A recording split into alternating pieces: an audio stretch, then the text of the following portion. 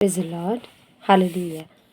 यीशु की परीक्षा हुई एक, अय्यूब की परीक्षा हुई दूसरा उदाहरण।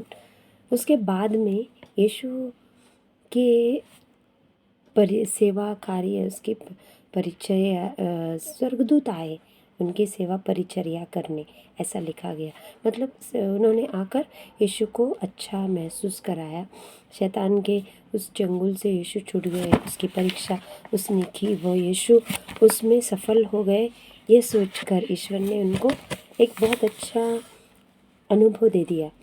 अंत में अय्यूब के साथ भी उसका कोढ़ से उसका शरीर पूरा छिल जाता है। ईश्वर ने कहा था उसके शरीर को मत छूना, फिर भी उसने नहीं छोड़ा। इसीलिए कई सारी, जो मैंने कहा आपको, दुख दर्द पीड़ाएं, वो ईश्वर से नहीं आती, पाप की वजह से भी जो आती है वो अलग है, लेकिन शैतान से भी हमारे शरीर को पीड़ाएं आती है। Hallelujah, hallelujah. ये इसमें सिद्ध करता है अय्यूब के शरीर में जो कोढ़ उसे आया, उसे वो जो उसका शरीर पूरा छिल जाता है, और वो उसमें वो कहता है दर्द में कराहते हुए, मैं इस छिले हुए अपने शरीर में जिसमें वो पानी निकल रहा है, मैं उसमें भी ईश्वर को देख रहा हूँ, उसमें मैं ईश्वर के दर्शन कर रहा हूँ। कितना सुंदर वचन है। इसके अलावा एक और व्यक्ति है प्यारे भाइयों और बहनों, दानियल नाम का। और यह दानियल के ग्रंथ में हम पढ़ते हैं, एजेकियल के ग्रंथ के बाद दानियल का ग्रंथ आता है। नबी था, वो भी एक नबी था। एक उसे ईश्वर के कई सारे दर्शन मिलते, दर्शन का अर्थ भी वो पता था। और दर्शन के अर्थ बताने के लिए, interpretation of the visions which God was giving to the kings, राजाओं को जो ईश्वर के दर्शन या स्वप्न आते थे, उसमें से एक नबूकदनेस्जार, एक दूसरा एक राजा था, लेकिन उनको उसका अर्थ नहीं समझ। उनके मंत्रियों को, अपने लोगों को उसने बुलाया, और उनके जो बेल देवता थे कई सारे, उनके जो देवी देवता, उनकी पूजा करने वाले, उसने उनको सबको बुलाया, पंडितों को, और पूछा, किंतु वो नहीं बता पाए।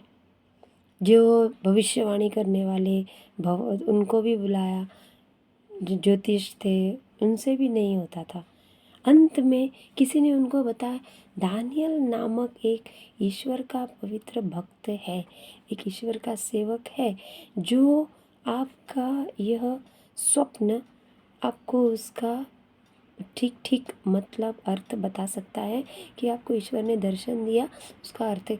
और वह उसी प्रकार राजा की बातें सुनकर उसे सही जवाब देता था, और उसके स्वप्न का उसको सही अर्थ बताता था। इतना उसे ईश्वर ने ज्ञानी बनाया था। वो ईश्वर के सामने विनम्र था, ईश्वर के आंखों में निर्दोष था, और निष्पापित ईश्वर की ही तपस्या करता था, ये प्रार्थना करता था। उसके बारे में कहा गया है यहाँ पर कि 6 अध्याय में, दानियल का ग्रंथ 6 अध्याय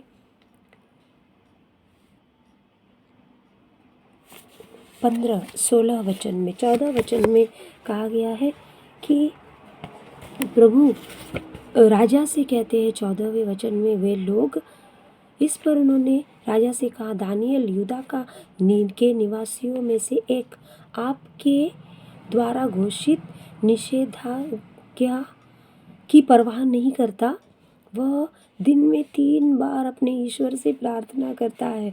देखिए क्या उस पर दोष लगाया गया, क्या अभियोग लगाया गया है, कि वो अपने ईश्वर, अपना ईश्वर मतलब यहोवा एक ही, वो हालेलुया वाला अपना, हमारा जो ईश्वर है, हम जिसकी स्तुति गान करते हैं, एक ही ईश्वर, एक ही परमेश्वर, एक ही प्रभु।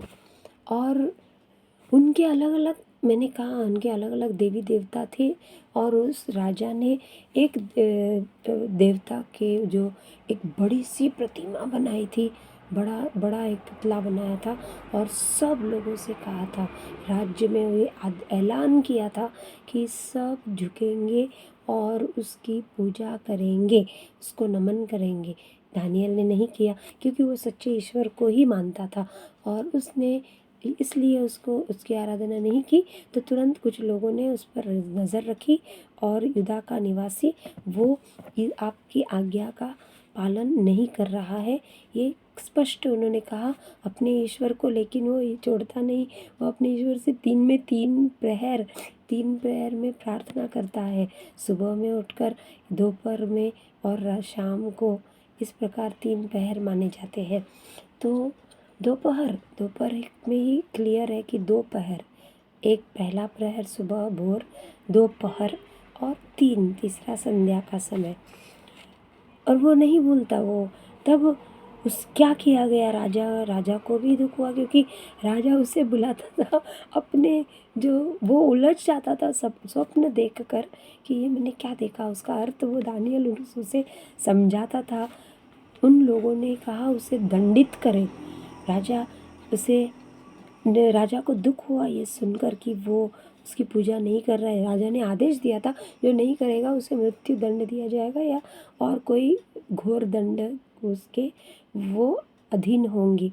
इसीलिए राजा को बुरा लगा जब उन्होंने इसकी दानियल की शिकायत की, क्योंकि वो भी उसे एक पवित्र व्यक्ति और भला मनुष्य मानते थे कि वो सच्चे ईश्वर का भक्त है, सच्चे ईश्वर की श्रद्धा रखता है, वो निष्कपट है, वो ईश्वर की प्रज्ञा से परिपूर्ण है। इसलिए राजा नहीं समझ पाता था उसके वो दर्शन मिले हुए, उसको जो भी उसको स्वप्न आया था उसका अर्थ वो बता पाता था राजा को, और राजा संतुष्ट हो जाता था, उसको समझ में आ जाता था कि ये मेरे राज्य के बारे में है, ये इसके बारे में है, ये मेरे विरुद्ध कोई आएंगे मुझसे लड़ने, ये उसके बारे में है, मुझे ऐसे ऐसे अपने कदम जो फूक फूक कर रखने हैं या मुझे युद्ध के लिए तैयार होना है।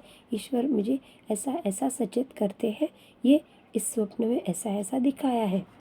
जब वो बहुत भयभीत होते थे तो दानियल उनकी मदद करता था। इस पर राजा ने 6 अध्याय में 17 वचन, सिंह के खड्डे या सिंह के कुंड में दानियल सुरक्षित। कहाँ डाला दानियल को? सिंहों के कुंड में। कितने वहाँ पर इस पर राजा ने दानियल को ले जाने और सिंहों के खड्ड में डालने का आदेश दिया। उसने दानियल से कहा, तुम्हारा ईश्वर जिसकी तुम निरंतर सेवा करते हो तुम्हारी रक्षा करे। क्या होता है प्यारे भाई और बहनों, शैतान हमारी परीक्षा लेता है सिंहों के कुंड में। उन्हें पता था वो ईश्वर का सच्चा भक्त है, लेकिन फिर भी उसे ईश्वर के भक्त को उस नष्ट करने वाले, उसको मृत्यु दंड जैसा देने के लिए सिंहों के कुंड में डाल दिया। सिंहों के कुंड में।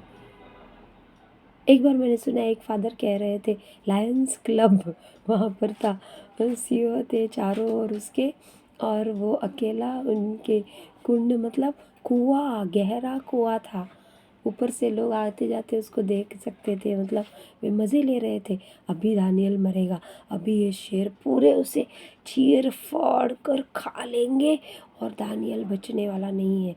ऐसी घोर घोर परीक्षाएं इसके पहले भी लोगों की होती थी, अब हमारी हो रही है, अब हमारी बारी है। हम भी घोर परीक्षा से गुजरते हैं प्यारे भाई और बहनों।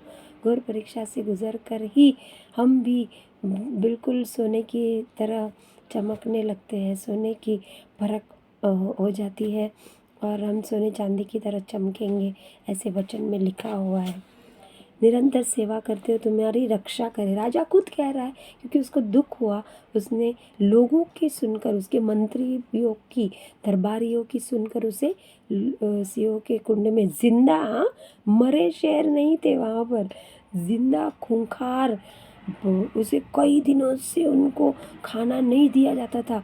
जब एक मनुष्य को डाला जाता था कि वो उस पर प्रहार करे, उसे वो फाड़ कर खा ले, उसकी एक भी हड्डी नहीं बचनी चाहिए, ऐसे उसको वो पूरा का पूरा उसे खा लेंगे। इस प्रकार के भूखे शेरों के आगे डाला था उसको। एक पत्थर खड्ड के द्वार पर रखा गया और राजा ने उस पर अपनी अंगूठी और अपने सामंतों की अंगूठी की मुहर लगाई, जिससे कोई भी दानियल के पक्ष में हस्तक्षेप न कर सके। राजा ने इतना तो उसके लिए कर दिया कि कोई उसे उस खड्डे में उसके दरवाजे पर मतलब बंद कर दिया कि कोई अंदर न जाए, कुछ हस्तक्षेप न करे, छेड़छाड़ न करे, दानियल को और परेशान न करे। तो इस प्रकार वो उसका भला चाहते थे। 19 वाक्य में इसके बाद राजा अपने महल चला गया। उसने उस रात को अनशन किया और अपनी उपपत्नियों को नहीं बुलाया। उसे नींद नहीं आई और वह सवेरे पौ फटते ही उठा और सियों के खड्डे की ओर जल्दी जल्दी चल पड़ा। खड्डे के निकट आकर उसने दुख भरी आवाज़ में दानियल को पुकार कर कहा, दानियल, जीवंत ईश्वर के सेवक, तुम जिस ईश्वर की निरंतर सेवा करते हो, क्या तुमको सिंहों से उसने बचाया? वो राजा पूछ रहा है, दानियल, तुम क्या जिंदा हो अंदर? रात भर मैं तुम्हारे लिए नहीं सो पाया हूँ। मेरी नींद उड़ गई, आराम हो गई। मैं सचमुच हैरान परेशान हूँ, क्योंकि मैं सचमुच मानता हूँ वो राजा एक दूसरे हिंदू या और कोई जो गैर यहूदी था, अन्य देवताओं की पूजा करने वाला, लेकिन वो दानियल सच्चे ईश्वर की, यहोवा ईश्वर का यदि सेवक है, उसे मानता था और इसीलिए वो उसका बुरा नहीं चाहता था। कुछ ऐसे अच्छे लोग रहते हैं प्यारे भाई और बहनों, उच्च स्थान में या कहीं और, जो हमारा भला चाहते हैं, जो हमारा बुरा नहीं सोच पाते।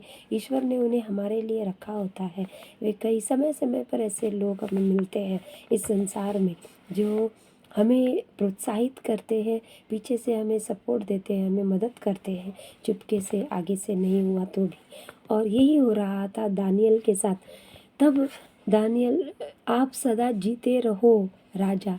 दानियल ने अंदर से आवाज़ दी। मैंने क्या चमत्कार हुआ बताइए। वो रात भर सिंहों के कुंड में था।